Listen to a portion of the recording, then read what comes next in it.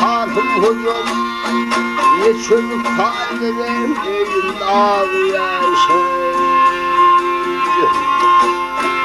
Ağlına kırmışım hilalım ayıl yaşay.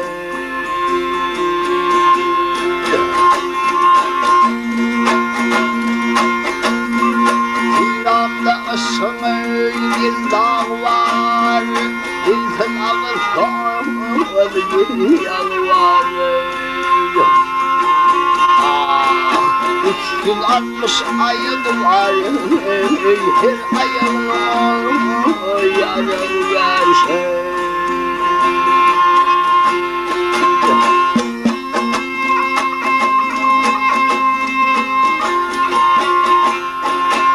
Matanı harcı felfen ne tuzadır o borcu felfen.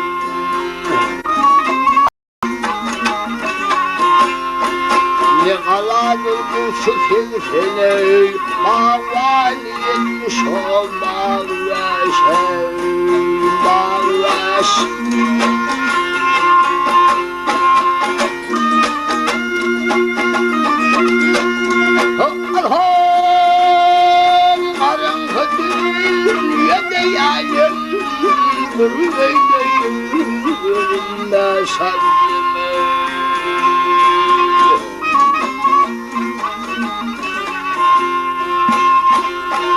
Ahir atayım meşalım bir hayfın yarım meşal.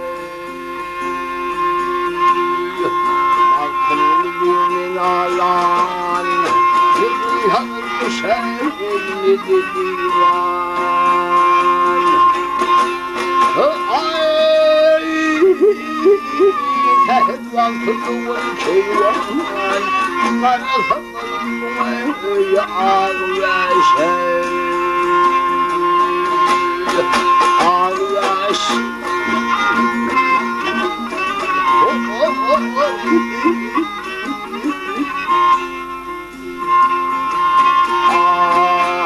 Tehvan tutuğun keyvan karasının ağır yaşay ağır yaş.